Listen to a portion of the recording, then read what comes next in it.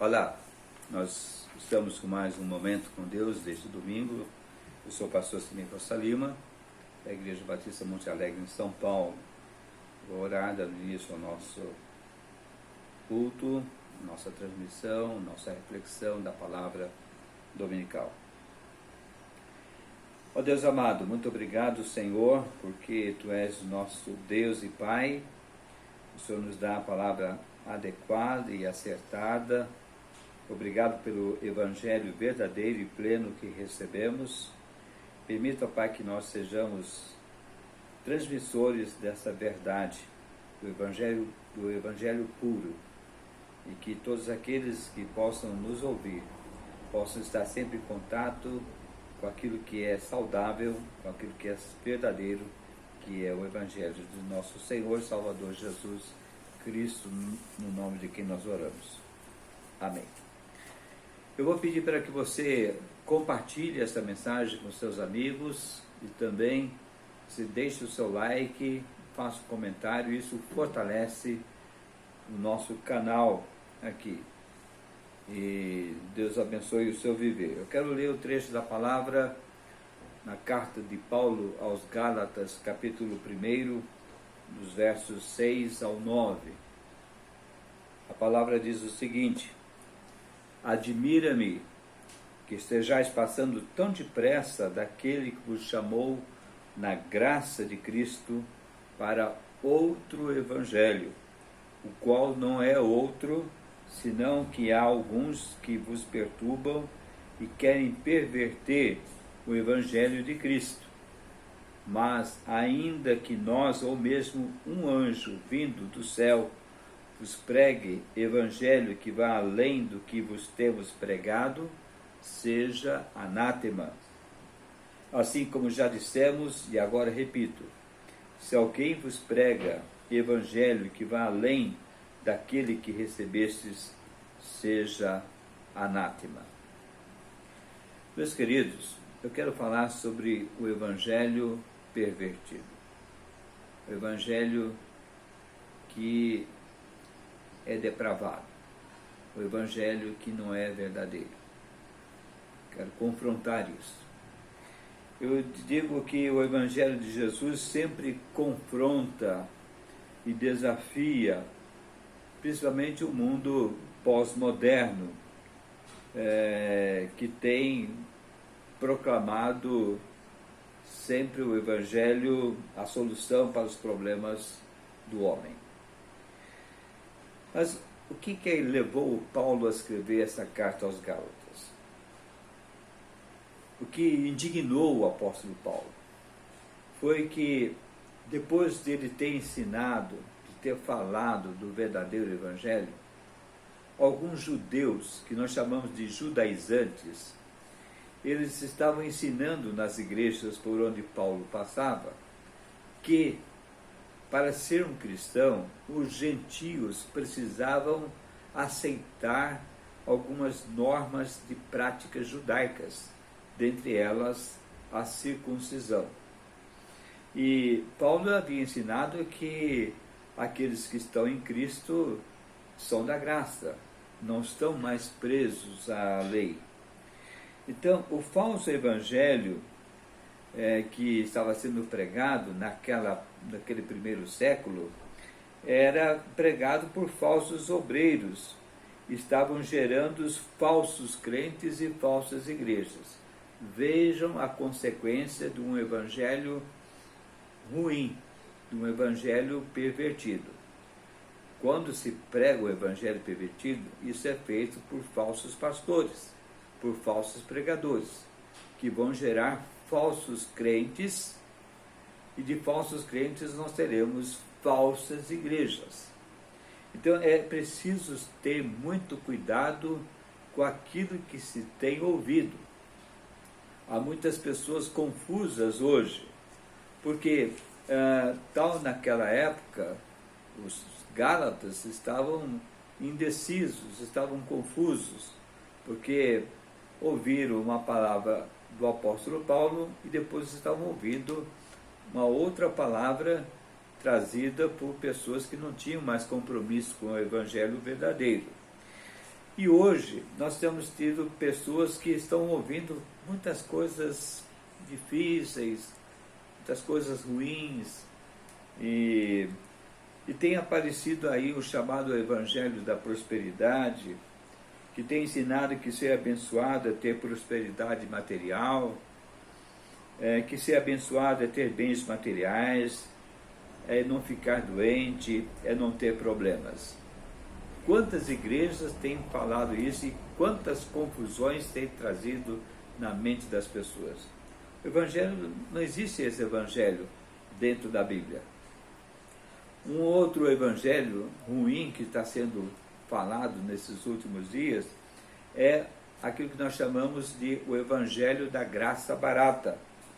Esse Evangelho não exige o arrependimento, a mudança de vida.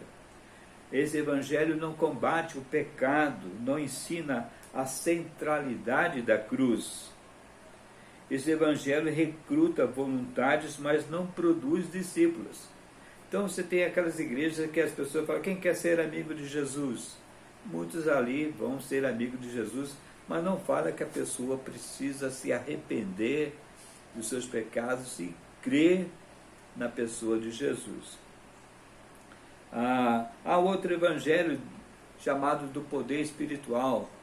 É aquele evangelho que tem enfatizado curas, milagres, bênçãos, e a igreja aí passa a ser uma prestadora de serviços espirituais que atende um público consumidor carente.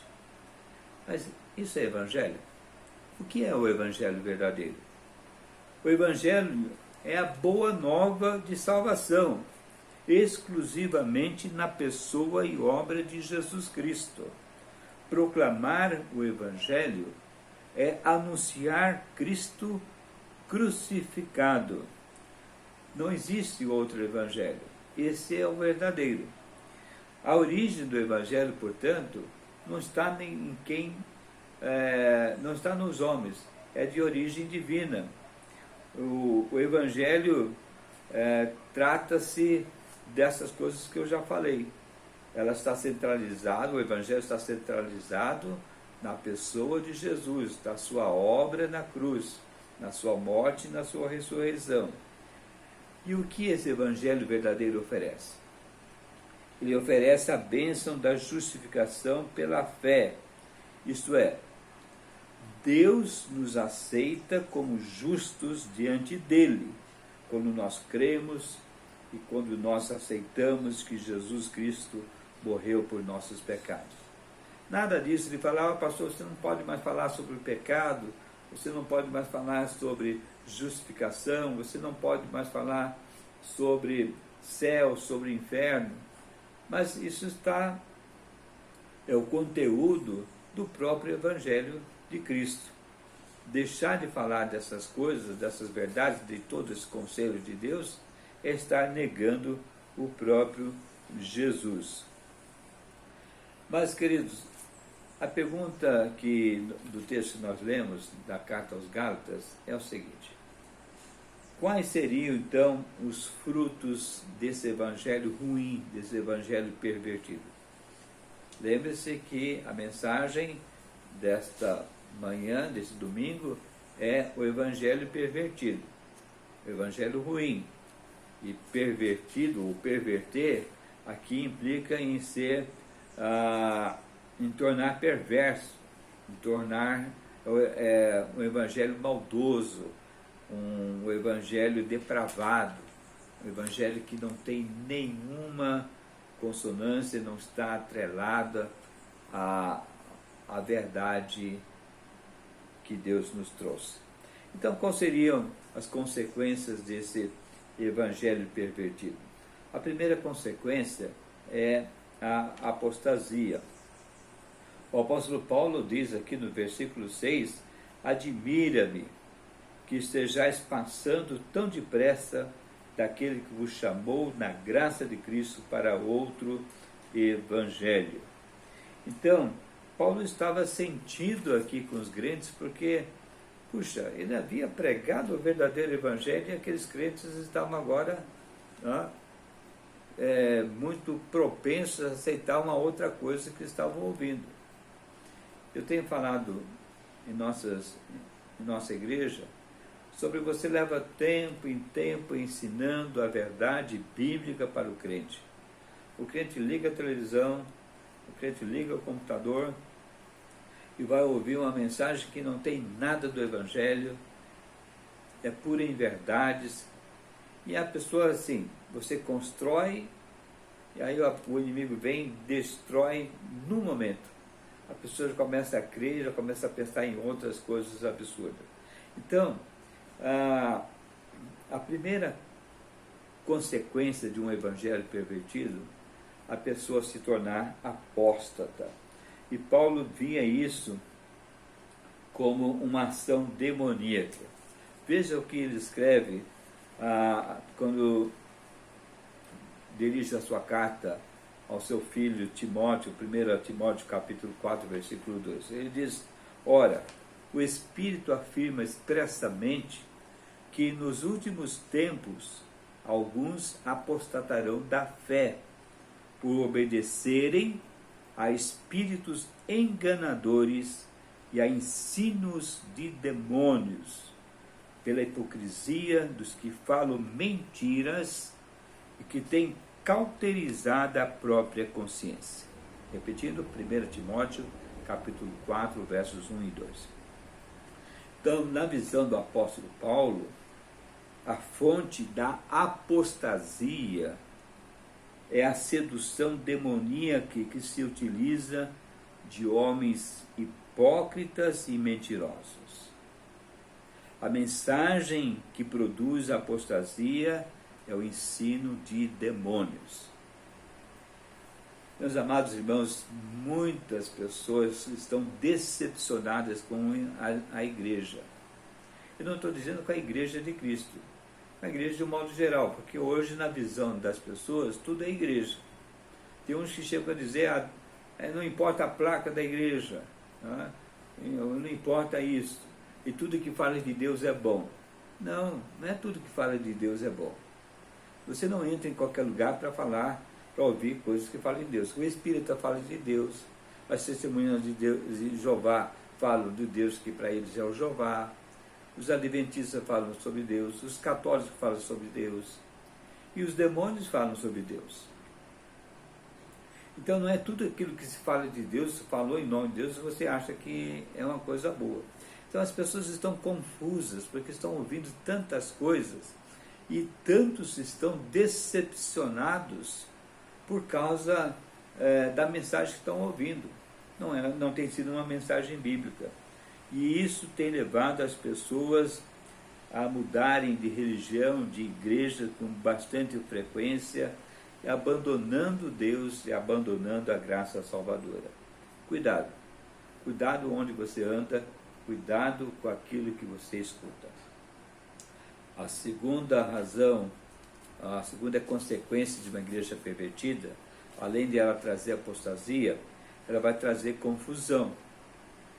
O versículo 7 do texto que nós lemos diz: o qual não é outro senão que há alguns que vos perturbam e querem perverter o Evangelho de Cristo.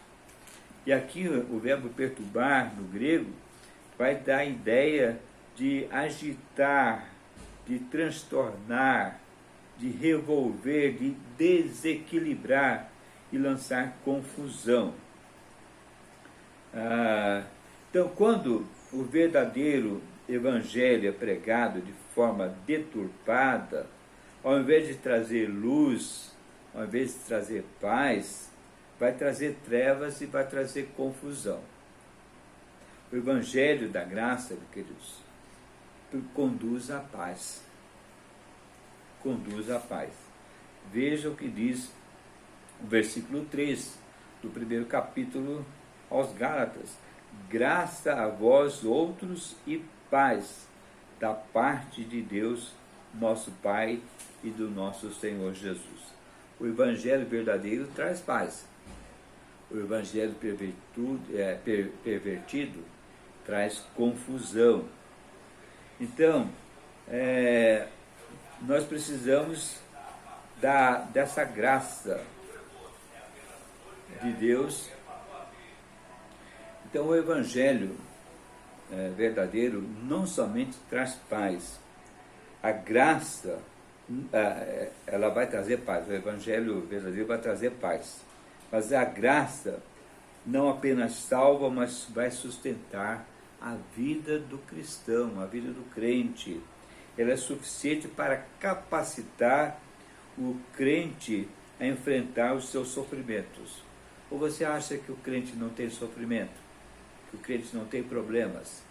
Que o crente não tem dores? Que o crente não fica enfermo?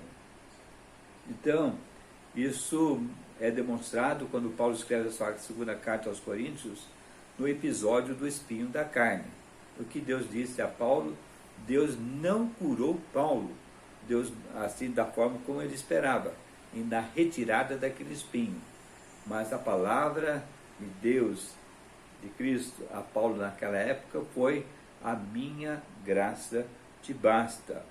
Então isso fortalece o cristão nas suas fraquezas, traz uma vida cristã vitoriosa. Então, o verdadeiro evangelho não traz confusão. O evangelho pervertido traz confusão. E por último, o evangelho pervertido, a consequência do evangelho perverso, um outro evangelho, é que ele vai trazer maldição. Ele traz apostasia, ele traz confusão e traz maldição. O versículo 8 diz: mas ainda que nós, ou mesmo um anjo, vindo do céu, vos pregue o evangelho que vá além do que vos temos pregado, seja anátema. Ser anátema é ser maldito ou amaldiçoado da perspectiva divina. É pronto para ser destruído. Meus queridos, ser um anátema também significa estar perdido ou separado de Deus. Paulo fala isso na sua carta aos Romanos, no capítulo 9, versículo 3. Ele diz o seguinte: porque eu mesmo desejaria ser anátema, separado de Cristo, por amor de meus irmãos, meus compatriotas segundo a carne. Aqui dá um contexto, mas só para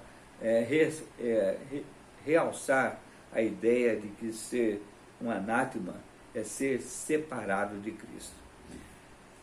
Preste atenção.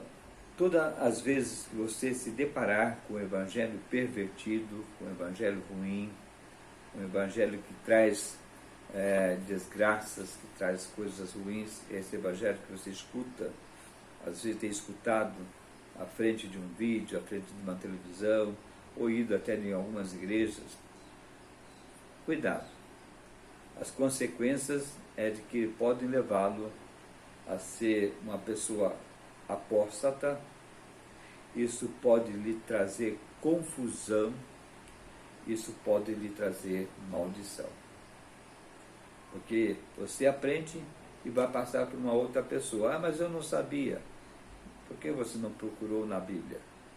É na palavra de Deus que você vai conhecer a verdade, e é a palavra que vai lhe dar as condições para você discernir o que é verdadeiro e o que é falso. Tá? Então, não esqueça, queridos, busque o evangelho verdadeiro, busque o evangelho que está centralizado na pessoa de Jesus. Esqueça o evangelho ruim, o evangelho falsificado, o evangelho pervertido, o evangelho que traz coisas como consequências, coisas ruins para o seu viver.